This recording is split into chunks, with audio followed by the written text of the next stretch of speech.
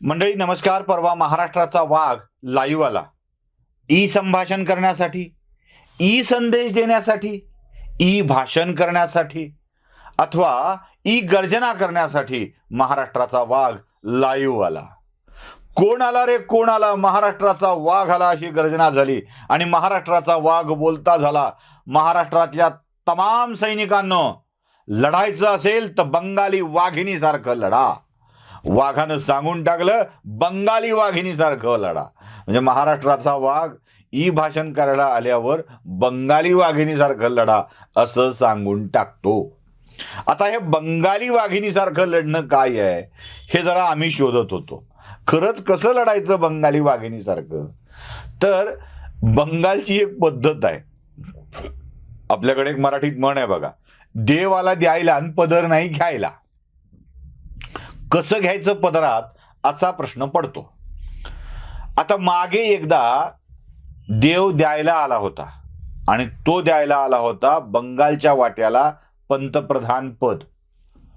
बंगालचे तत्कालीन मुख्यमंत्री ज्योती बसू, किती वर्ष, 3 दशकापेक्षा अधिक काळ मुख्यमंत्री राहिलेला माणूस, ज्योती बसूंना देशाचं पंतप्रधान पद द्यायचं ठरलं आणि लोकांनी सांगितलं की ज्योती बसू होऊ शकतात. पण डावे ते डावे, कपाळ करंटे, नशिबात कधी चांगलं नाहीच. त्यांनी ज्योती बसू पंतप्रधान पदाचे उमेदवार असणार नाही तसं सांगितलं. बसू बिचारे घरी बसले आणि त्यानंतर आले बुद्धदेव भट्टाचार्य. बुद्धदेव भट्टाचार्यांनी डाव्यांच्या साम्राज्याला अखेरचा खिळा ठोकला आणि जे डावे पाय उतार झालेत ते आता पुन्हा तिथे डाव्यांची यायची शक्यता दिसत नाही. हम तो डुबेंगे सनम, तुमको भी साथ लेके डुबेंगे म्हणत त्यांनी काँग्रेसलाही आपल्या सोबत घेऊन बुडवले. पश्चिम बंगालमध्ये ममतांचा तृणमूल आणि भारतीय जनता पक्ष अशी दोन एकमेकांच्या विरोधातली कट्टर पक्ष उभी राहिली. कधी काळी ममता भाजपच्या सोबत होत्या, त्यांची ममता भाजपवर होती हा भाग वेगळा. आता या ममतांच्या मध्ये आणि भाजपच्या मध्ये इतकं वितुष्ट आलं की डाव्यांच्याच सारखी कपाळकरंटी भूमिका बंगालमधली माणसं घेऊ लागली. आता बंगालमधल्या 3 नेत्यांना माफ करा, एका नेत्याला आणि 2 कलाकारांना पद्म पुरस्कार जाहीर झाले. आता भाजपला तरी कुठून अवदसा आठवली मला माहित नाही. डाव्या व्यक्तीला पद्म पुरस्कार द्यावं असा कोणता पराक्रम केलेला असतो माहित नाही. म्हणजे माझ्या लेखी तरी डाव्यांना पद्म द्यावा आणि त्यांना देशाचा बहुमान समजावा असं काही डाव्यांची ना विचारधारा, ना कृती, ना योगदान. डावे आपल्याच पक्षासाठी काही योगदान देऊ शकले नाहीत. हा, डाव्या पक्षाचं वाटोळं करण्यात त्यांचा वाटा मोलाचा, म्हणून देश वाचला, म्हणून जर पुरस्कार द्यायचा असेल तर मग ठीक आहे, मग आपला अनुमोदन आहे. म्हणजे बुद्धदेव भट्टाचार्यांना पद्म पुरस्कार का असा प्रश्न माझ्यासारख्या अनेक राष्ट्रीय विचारकांच्या मनामध्ये येणं शक्य आहे. म्हणजे देशहिताचा विचार करणाऱ्या माणसांच्या मनामध्ये येणं शक्य आहे, उजव्या विचारसरणीच्या माणसाच्या मनामध्ये येणं शक्य आहे, माझ्यासारख्या हिंदुत्ववाद्याच्या मनामध्ये येणं शक्य आहे. काय कशाला झाकून ठेवायचं, ताकाला जायचं आणि भांडला पोहायचं, कोण सांगितलंय?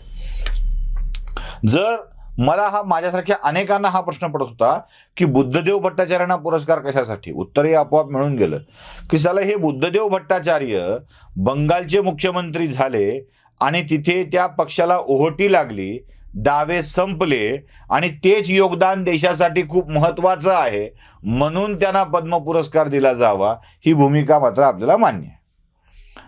पण बघा, पुन्हा देवाला द्यायला आणि डाव्यांकडे पदर नाही घ्यायला.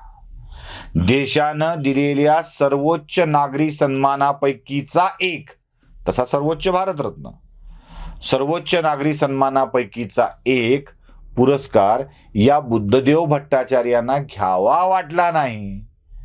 मला नको म्हणाले, नाकारलं.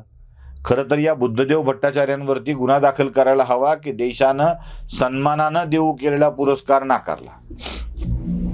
जाऊ द्या, त्यांच्या नशिबात नाही, देवाला द्यायला पदर नाही घ्यायला अशी स्थिती आहे, नाकारलं, ठीक आहे. बरं, एकटे बुद्धदेव भट्टाचार्य आहेत का? एकूण पुरस्कार प्राप्त व्यक्तींपैकी 3 व्यक्तींनी हे पुरस्कार नाकारलेले आहेत. गंमत अशी आहे की इथे बंगाली काली जादू तुम्हाला दिसेल. हे तिन्हीच्या तिन्ही व्यक्ती बंगाली आहेत. बंगालचा इतका टोकाचा द्वेष का वाढू लागलाय?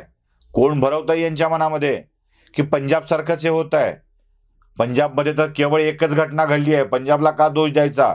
बंगालमध्ये तर लोकांनी अक्षरशः उन्माद माजवला होता. अक्षरशः वाईट अवस्था करून ठेवली होती. संध्या मुखर्जी या बंगाली गायिका आहेत, त्यांना बंगालचा सर्वोच्च पुरस्कार मिळाला होता. त्यांचं म्हणणं आहे की माझ्या आयुष्याच्या उत्तरार्धात हा पुरस्कार मिळालाय, यापेक्षाही मोठा हवा होता, तोही मोठा पुरस्कार मिळायला हवा होता.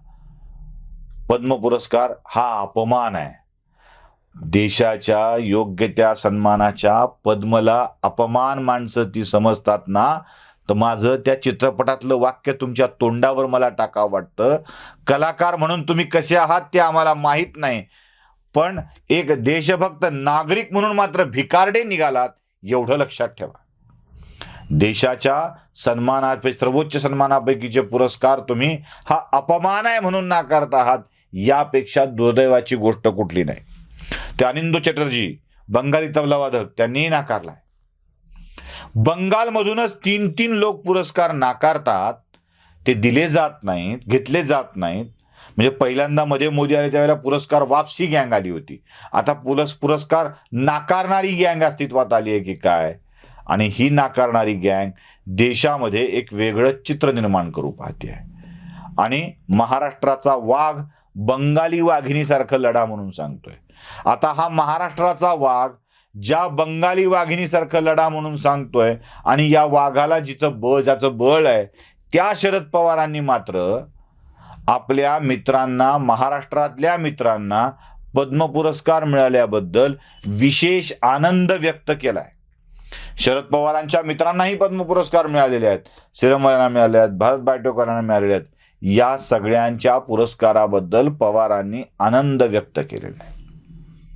उद्धव ठाकरेंनी हे तरी लक्षात ठेवावं आणि बंगाली वाघिणीने हे लक्षात ठेवावं की शरद पवार मात्र अभिनंदन करतायत, ते पुरस्कार नाकारा म्हणत नाहीत. पण इकडे या डाव्यांच्याकडून एक वेगळंच वातावरण निर्माण करण्याची प्रक्रिया चाललेली आहे, आणि हे वातावरण देशाच्या सर्वोच्च नागरी पुरस्कारापैकीच्या एका पुरस्काराचा अवमान करतं आहे.